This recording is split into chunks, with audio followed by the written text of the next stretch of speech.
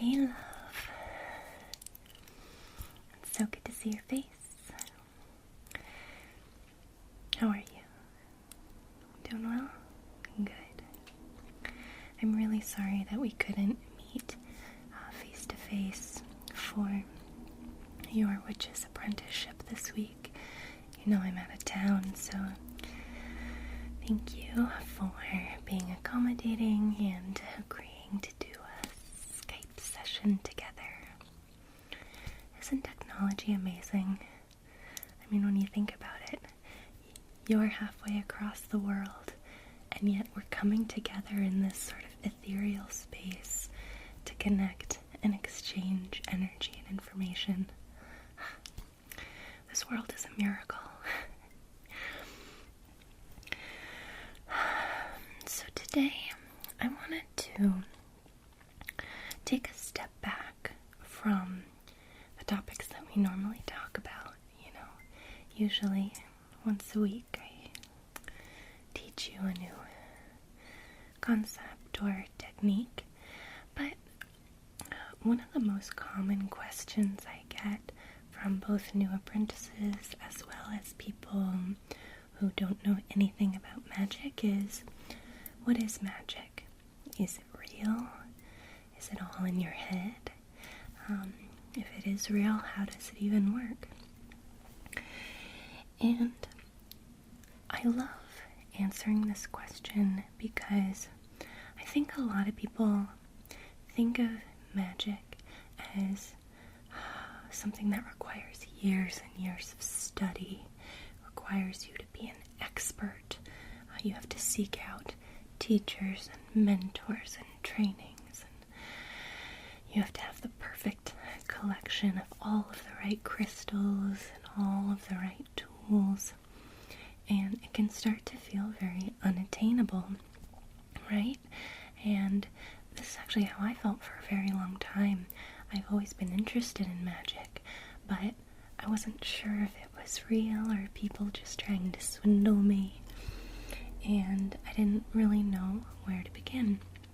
So I'm here to tell you that magic is, at its core, actually a very simple and intuitive process.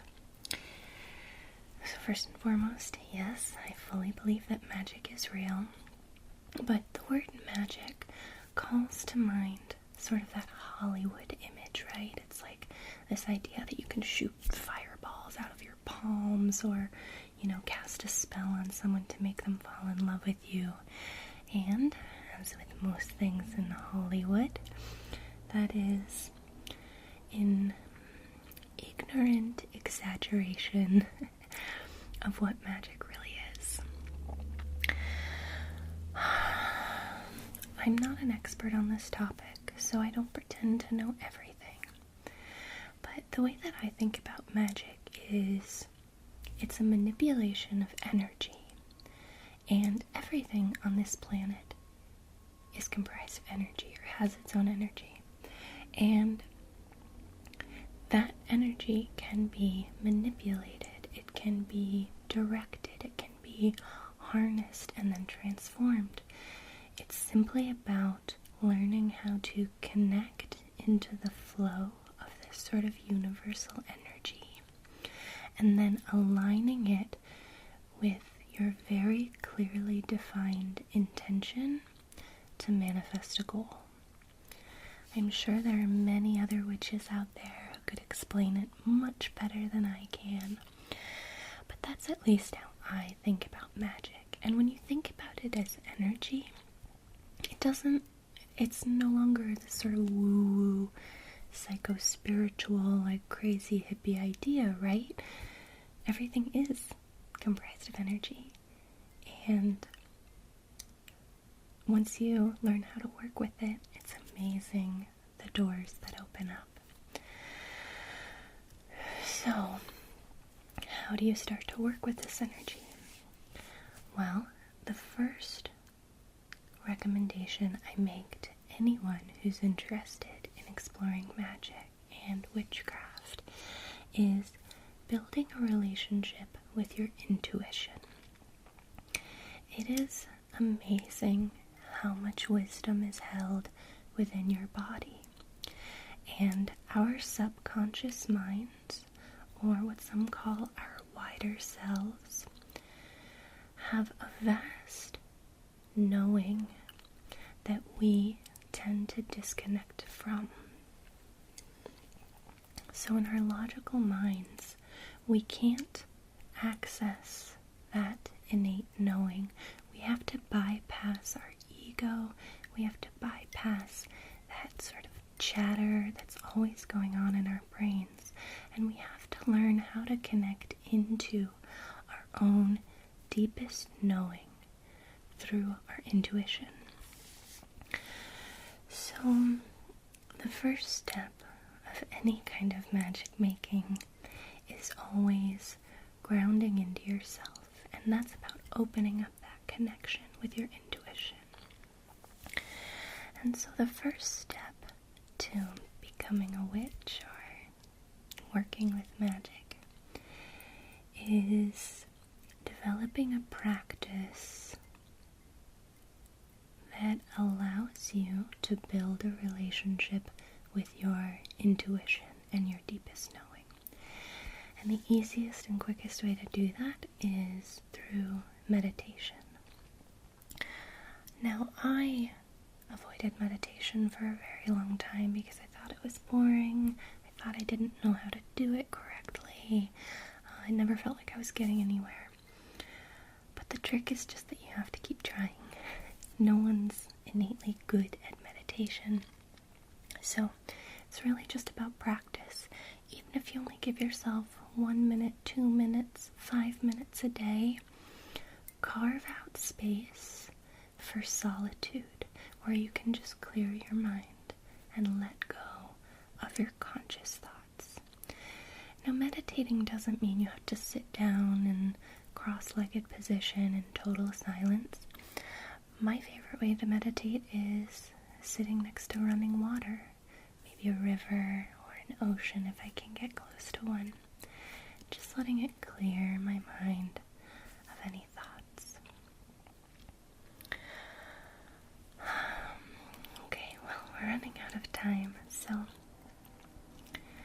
today I'm just going to leave it at that, and I'm going to encourage you to take some time over this next week to get in touch with your intuition. Carve out space for yourself. Make it a priority. So just sit, carve out space for yourself to just be quiet. And as you're doing this, what you want is to let go of your thoughts and to really come into your body and check in with your body. How does it feel? Are there any areas where you're holding tension, and can you let go of that tension? And this practice is just going to help you build that relationship with your body's signals, because you'd be amazed, but I will bet you anything that your body does give you signals, that your intuition speaks to you in a language that you don't know yet how to interpret. So next time we meet, we can talk about interpreting those signs and symbols, and we'll also talk a little bit more about what it means to cast a spell, what it means to make magic. But for now, your homework is to spend time in meditation or mindful solitude, whatever you prefer, and give yourself the chance to speak to your intuition. Okay? Okay.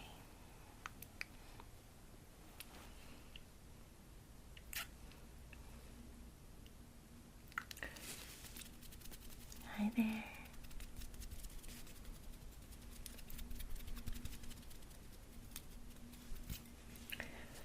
It's good to see you again. How did your homework go last week? You remember what we talked about, right?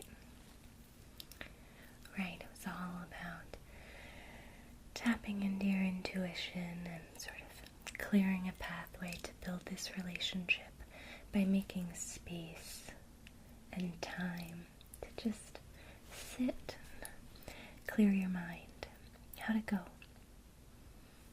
Okay. 5 minutes a day, that's a great way to start. No, and if 5 minutes is all you have time for, that's totally fine. I mean, I think a lot of people like to build up to,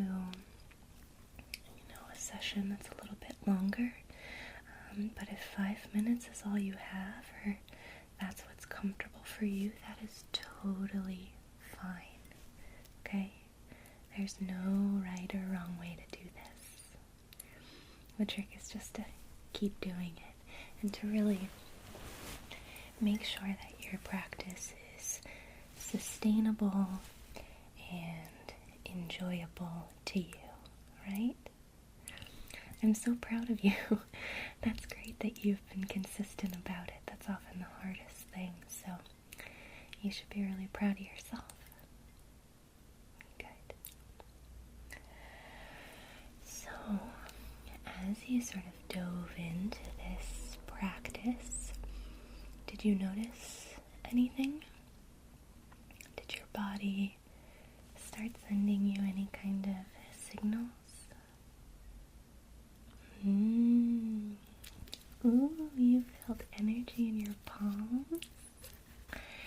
That's very exciting. This is anecdotal, but I really think that when your palms start to pulsate, that is definitely a signifier that you are tapped into some greater energy. I really want you to pay attention to that feeling when it happens, because that's the energy that you're gonna harness when you're making magic or casting spells or brewing potions, whatever it is. That's such a powerful sign. So that's really exciting. Did anything else come up?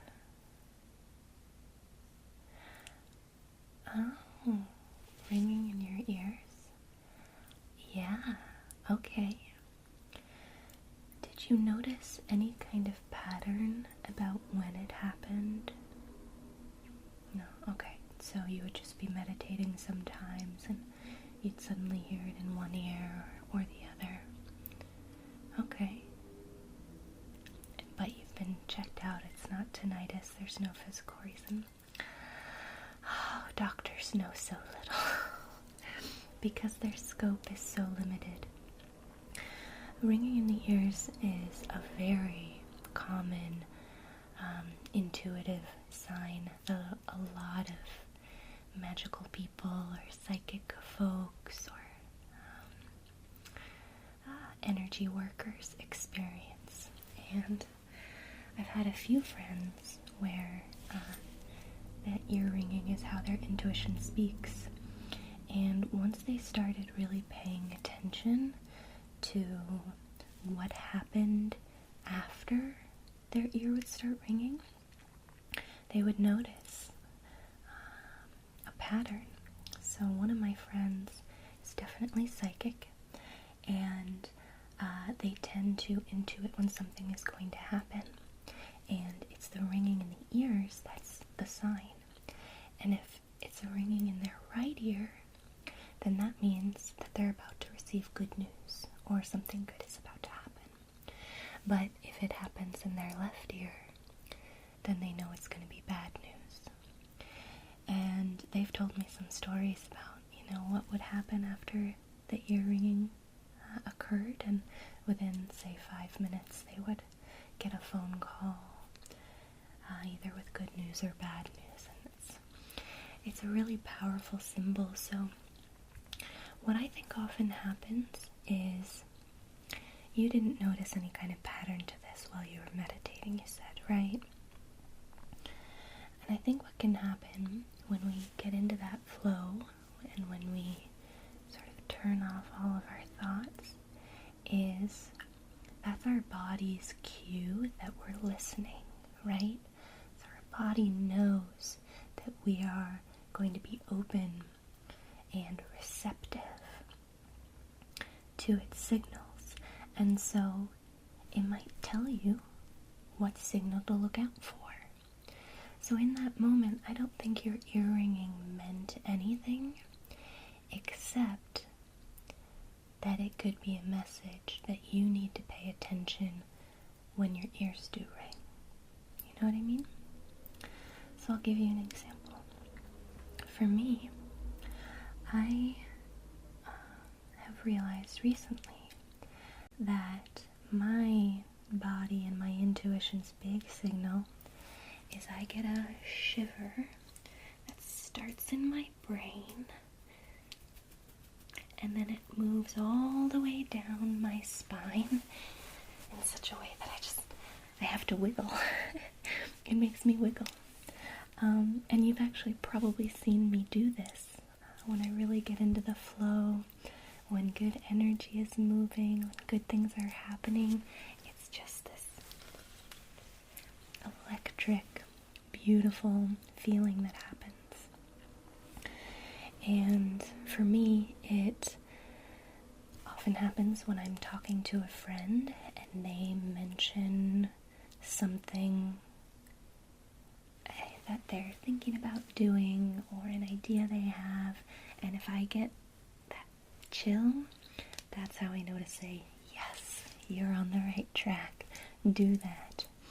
Or sometimes it'll happen after I have an idea, it'll just suddenly trigger this electricity, and that's when I know I have to write that idea down or take a first step to make it actually happen. That's so exciting.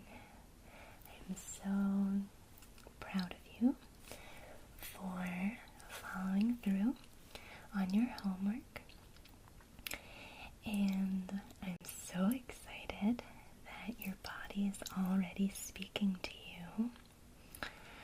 So for this coming week, your homework is going to be to pay attention to those signals outside of your meditation practice. So as you're going about your day, check in, or if you just notice your ear ringing, take a moment to stop and think, what am I doing? What was I just thinking about? What was I just doing? Could this be a sign? And just think about it. And it might not be. And that's okay too. But the trick here is that you need to start learning to pay attention when your body speaks. It is not always going to be meaningful, but the only way you're going to discover where that meaning lies is by paying attention. So, start paying attention. It doesn't have to just be the ear ringing, although I get a very strong feeling that that's a very powerful sign for you. Maybe you'll feel that energy pulsating in your palms. Maybe you'll feel the brain tingles. Or maybe you'll have a completely different sign and signal.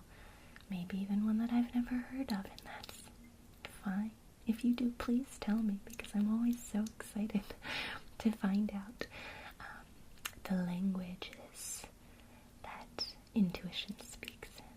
So, that's your homework for this week. And I'm so excited about our next lesson, where we're going to be talking about sort of putting all of this together in order to actually start making magic.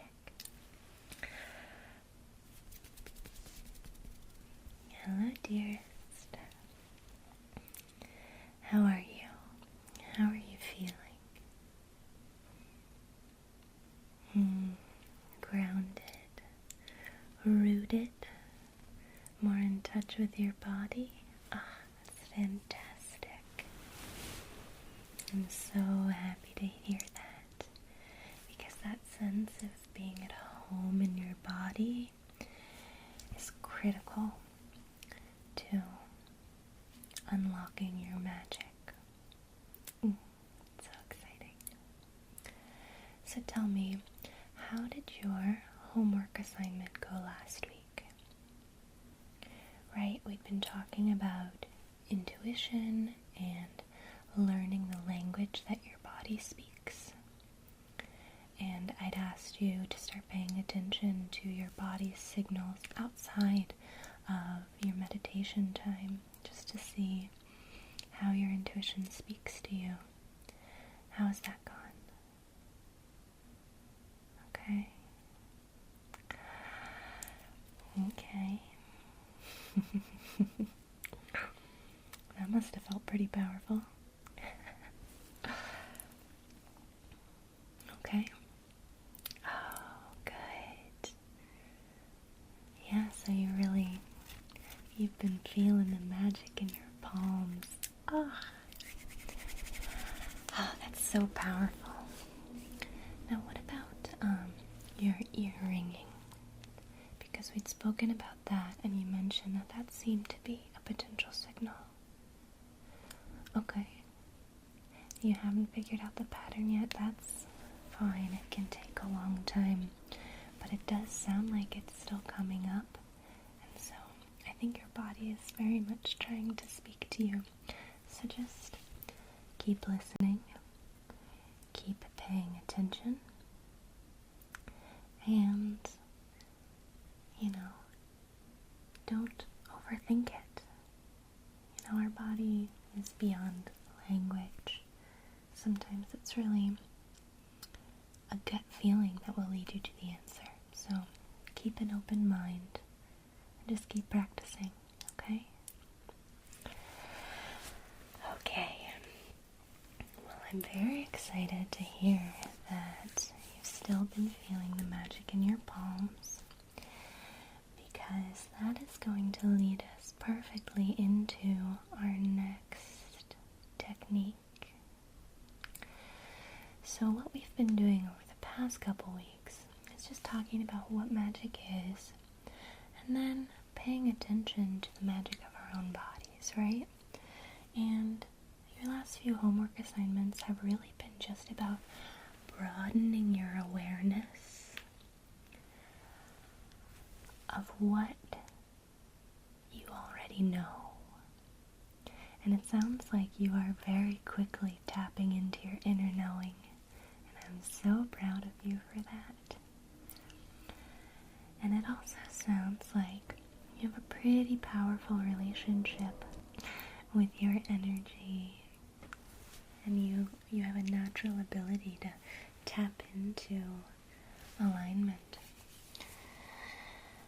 So how do we take that energy and translate it into something that we can use, that we can harness, that we can manipulate and work with to bring about a greater goal? Well, before we get ahead of ourselves, there's one other technique that we need to talk about, that you need to practice, and that is visualization. Visualization is an absolutely critical part of magical workings. We've cast a few spells together in the past, and I know you've heard me say, think about your intention, bring to mind what it is that you want to manifest, and build a picture in your mind of what it will look like to have achieved your goal. This is absolutely crucial, but sometimes building those visualizations in your head can be a little bit tricky, especially because as children, oftentimes our parents tell us to stop being so dreamy, stop spending so much time in our imagination, come back to the real world. What a waste of time. And so many of us have sort of built that boundary where we don't let ourselves just daydream and think about what it is that we want.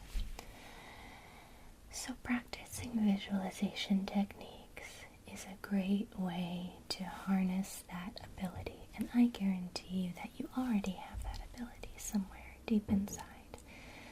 Again, children seem to have this innate connection to their magic, and then it's slowly snuffed out the older they get. So our work is really to rekindle that relationship.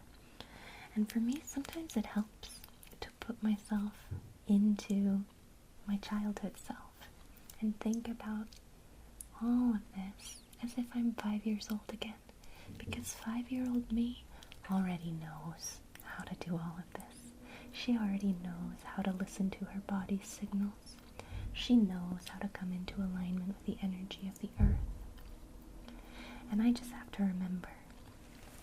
So if that's helpful, you can certainly sort of channel your inner child to lead this visualization technique. If that doesn't sound helpful, that's fine. Do it in whatever way feels natural to you. So to do this technique, I like to start by just rubbing my hand palms together. And this is really just about activating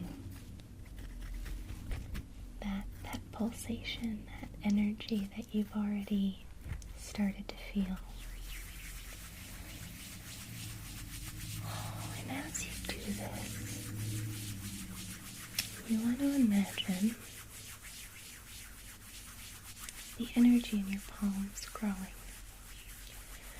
I like to see it as a small purple light. Yours may well be a different color. Could be an actual image, whatever you want. Let your magic speak for itself. But I want you to see it in your mind. And as you rub your palms together, I want you to begin to feel it. And it'll start the size of a small seed in the palm of your hands. Can you feel it? Can you feel it growing into the size of a marble? I want you to actually feel this ball of energy between your palms. And as it grows bigger, I want you to widen your hands. Can you feel the energy pulsating between them? Can you feel that ball of light getting bigger and bigger? Play with it. Roll it around in your hands. Examine it from every angle so that you know exactly what your ball of magic looks like. But most importantly, feel it between your palms. Now, this technique takes some practice. It might not feel like much of anything in the beginning, and that's okay. Just keep trying. And as you do it,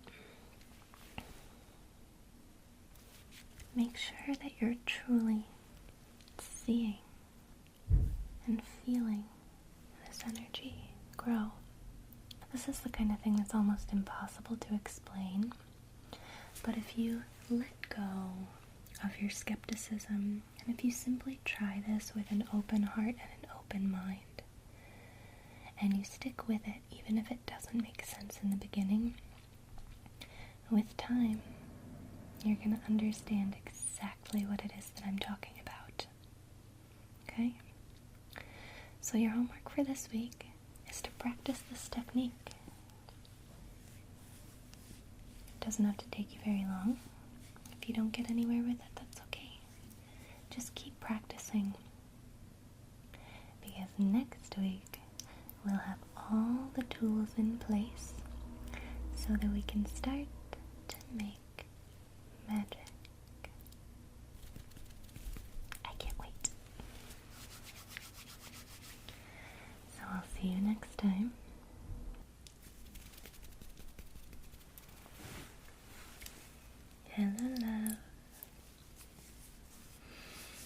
good to see your face again. How are you? I can feel your power. It's been growing exponentially, I can tell. I swear you're glowing. Magic looks good on you. So, last week we talked about visualization. How did your practice go with forming your energy ball? Did you have success? Good. Oh, good. That's what I'm picking up on. How exciting. Isn't it amazing to come into contact with this wellspring of power that has been inside you all along? It's transformative. So now that you know you have this power within, how do we use it, right? How do we harness it and work with it to bring about a goal or an intention? Well, that's where magic making comes in. There are a lot of different ways to work with magic. You can cast a spell, you can brew a potion, you can use divination methods to foretell what may be to come. But they all come down to a very similar process, which is using a tool to focus your intention and align your energy and amplify it. So today I want to teach you one of the very simplest ways to get started with magic. And this can be customized to any type of situation, any problem that you're having. And what we are going to do is we are going to enchant an object so that it can help us focus on our intention and manifest it. So, I've been having a lot of anxiety about work lately. My anxieties start to tell me that I'm not good at my job, I'm not productive enough, I'm not smart enough to do it well, and I end up just sort of spiraling into this anxiety pit, which makes it impossible to get any work done. So what I really need is an object that I can trust to drain those anxieties, because that kind of anxiety isn't helping me. It's not useful. And so I need a way to quickly and easily let it go.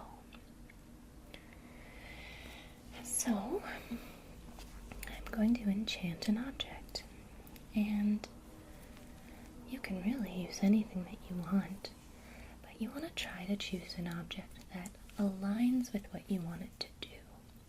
So, if you wanted to cast a glamour spell to make you feel more confident and beautiful, it might make sense to enchant a makeup item or a hairstyling product, because those are objects that align with that goal.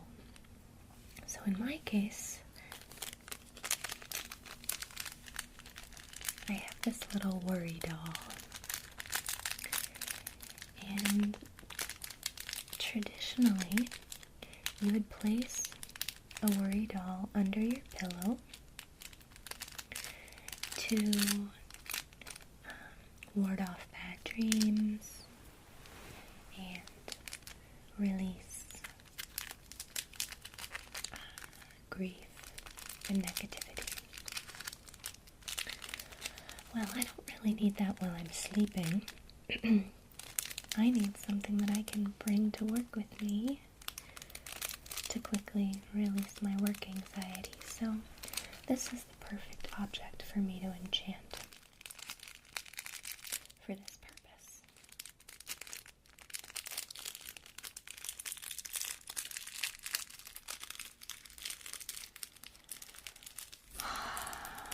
So before you cast any spell, you need to get into that meditative state. You've got to get into that flow. So whatever you do to get there, spend a few minutes releasing your thoughts, bypassing your conscious mind, and getting into the flow of your wider, higher self.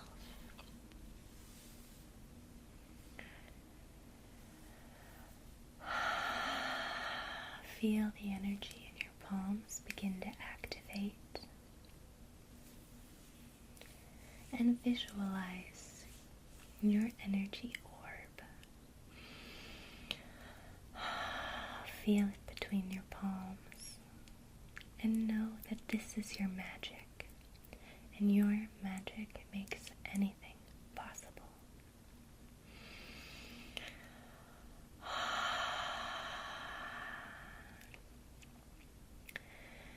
Once your energy orb is active, pulsating,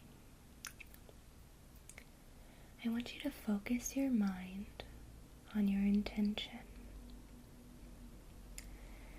So in this case, I want this doll to remove my negative thoughts and my useless anxieties. So I'm going to think about where I will be once that has already happened. Magic works best if you put yourself in the mindset of already having achieved your goal. So in this case, I'm going to think about how productive I am when I'm not bogged down by anxiety. I'm going to think about how vibrant and alive I feel when I'm in flow at work. I'm going to think about the confidence that I exude when I receive a compliment from my boss. And that's the energy that I'm going to infuse into my orb of magic. And once I'm clear on my intention, once I've truly gotten into the flow of this mindset, that is when I'm going to very gently take my object and put it in the palm of my hands. I told you that happens sometimes. That's how I know that powerful things are afoot. And I'm just going to sit here in meditation, imbuing this object with my intention, gratefully asking for its support in taking away my useless anxieties and replacing them with confidence.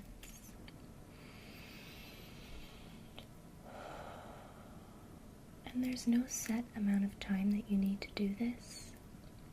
Trust your body to tell you when you're done.